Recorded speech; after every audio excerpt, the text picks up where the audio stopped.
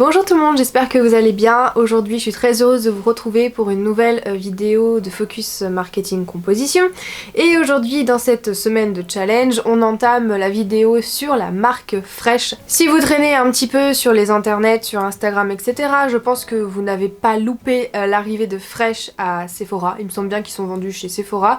Ils ont usé de marketing d'influence, je pense que vous connaissez déjà. C'est le fait d'envoyer des produits gratuitement à des influenceurs, des influenceuses, des instagrammeuses, des youtubeuses, des blogueuses, etc. en échange d'une communication publicitaire, gratuite ou rémunérée, tout simplement. Donc de cette façon-là, Fresh fait quand même un petit peu, ce qu'on peut dire, un carton. Alors durant cette semaine de recherche sur les marques pour le challenge d'analyse compo, je me suis rendu compte que je parlais pas assez des tests sur les animaux, donc aujourd'hui on va y remédier. J'ai fait plus de recherches sur la marque Fresh parce que c'est une marque qui est vendue également en Chine.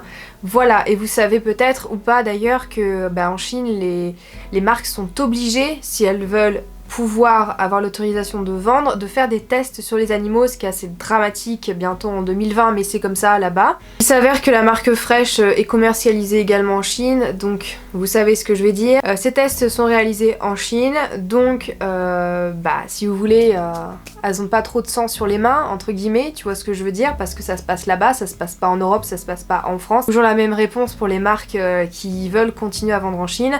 La réponse type, c'est nos produits sont fabriqués en Europe et aux USA et nous importons nos cosmétiques en Chine et les autorités chinoises nous obligent à réaliser des tests, etc. etc. Mais nous sommes contre les tests sur les animaux au fond de notre cœur, quoi. Mais vu qu'on vend là-bas, on est obligé. Voilà, donc c'est la réponse officielle de toutes les marques qui ne veulent pas renoncer à vendre en Chine à cause des tests sur les animaux.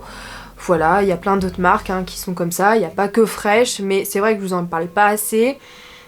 Si c'est quelque chose qui vous tient à cœur et si vous ne voulez pas acheter de produits de marques qui continuent à alimenter ce système vicieux, est vraiment triste. Mais à côté de ça, pour se rattraper, j'ai envie de vous dire, ils ont un programme de devenir une marque bienveillante et innovante pour ta peau. Je vous mettrai en barre d'infos un lien sur leur engagement climatique. Voilà, ils ont mis en place des actions pour être un petit peu plus vertueux. Alors, c'est mieux que rien, encore une fois, voilà, c'est mieux que rien, même si bon, tout est discutable bien sûr. Donc aujourd'hui on va s'intéresser à plusieurs produits mais dans la globalité. On va s'intéresser notamment à leur toner, leur lotion tonique à la rose, je pense que vous la connaissez. C'est celle-ci avec les petites pétales à l'intérieur et on va également s'intéresser au Lip Sugar au caramel qui est un petit peu leur best-seller. Ils ont toute une gamme de produits pour les lèvres donc on va regarder ça ensemble.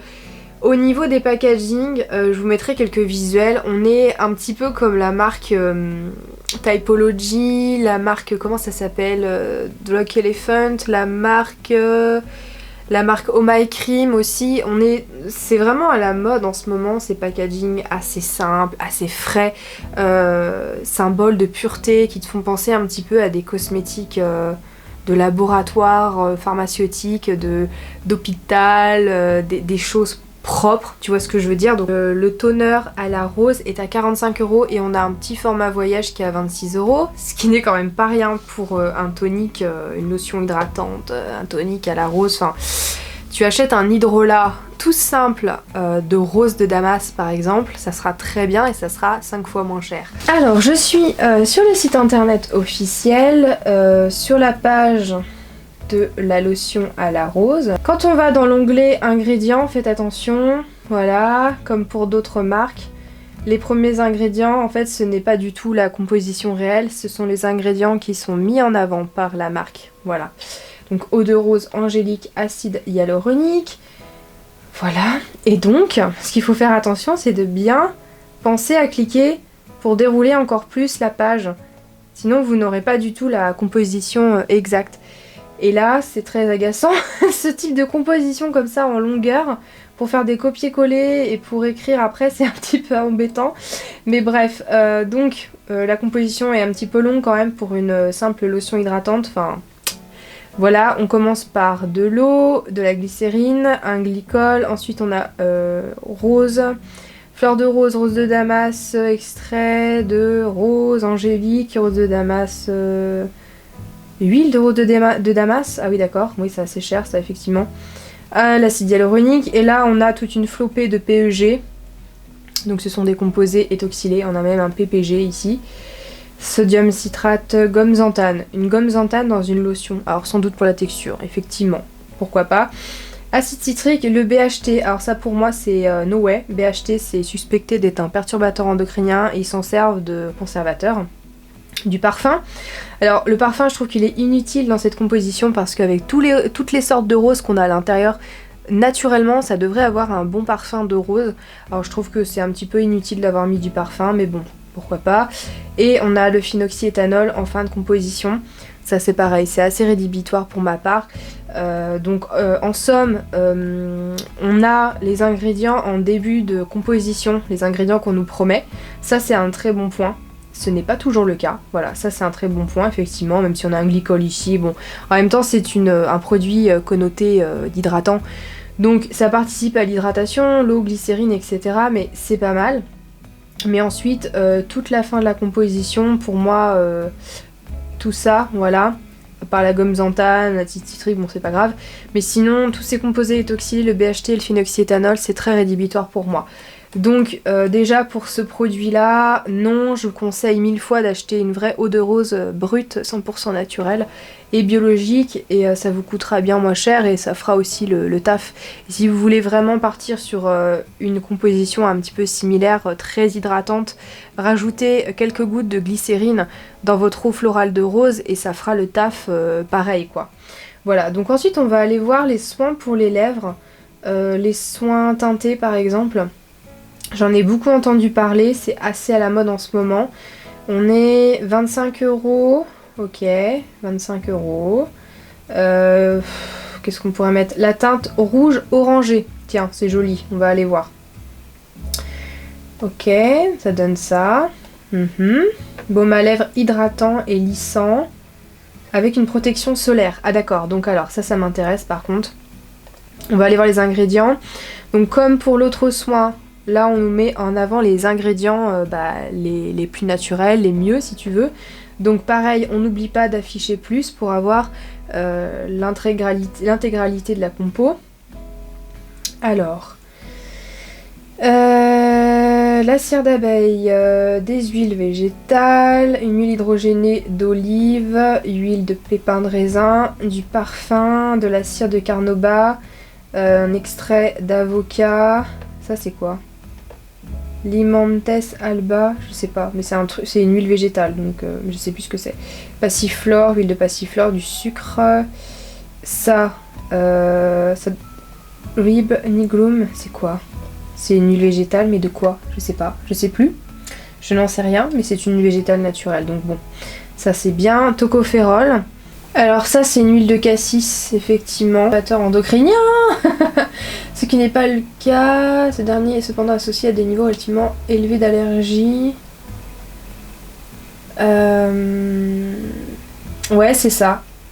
C'est ça. En fait, ils n'ont pas écrit totalement la compo sur leur site internet, mais ils ont intégré dans ce terme-là les ingrédients qu'ils utilisent pour le filtre solaire chimique. Tous les lips sugar là comme ça colorés contiennent des filtres UV chimiques perturbateurs endocriniens.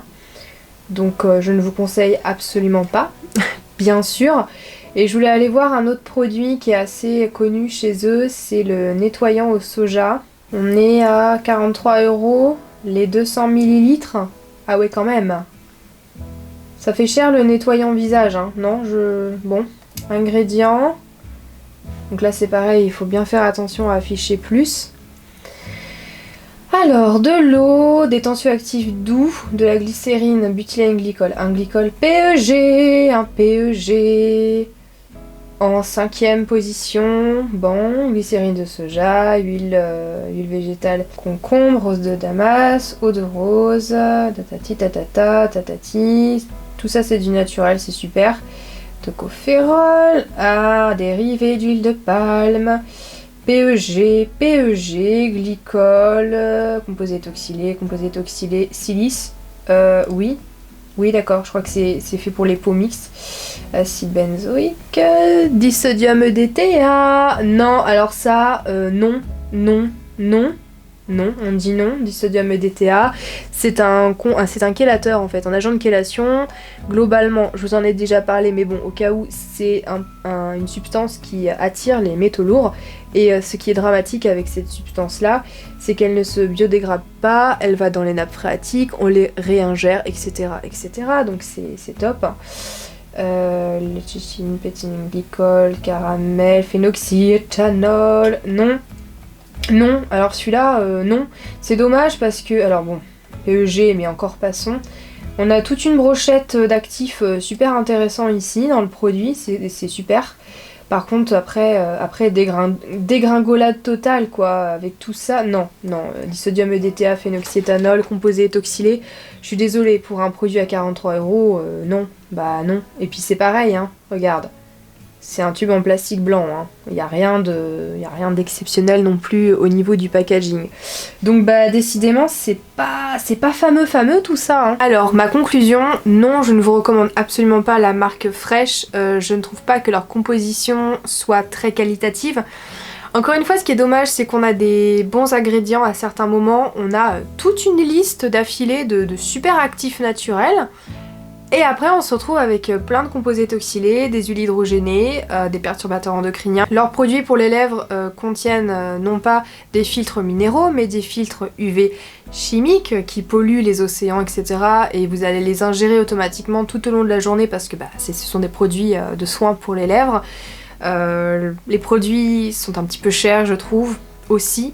Les packagings sont relativement simples, donc d'autant plus le prix, je comprends pas vraiment. Donc globalement non, ce n'est pas une marque naturelle, bien que parfois elle a des très bons actifs à l'intérieur, ce qui est dommage. Je pense qu'on pourrait améliorer les compositions à ce niveau-là. Pour toutes ceux et celles qui étaient impatients d'avoir ma conclusion sur la marque Fresh, vous l'avez, non, je ne conseille absolument pas tant que les compositions ne sont pas améliorées, tant qu'on a encore des perturbateurs endocriniens, pour moi c'est impossible. Non, je ne conseille pas du tout. J'espère que cette vidéo d'analyse vous a plu, dites-moi ce que vous en pensez en barre de commentaires. Quant à moi, je vous retrouve très prochainement pour une nouvelle vidéo. D'ici là, prenez grand soin de vous naturellement, en tout cas essayez, c'est toujours mieux. Ciao ciao!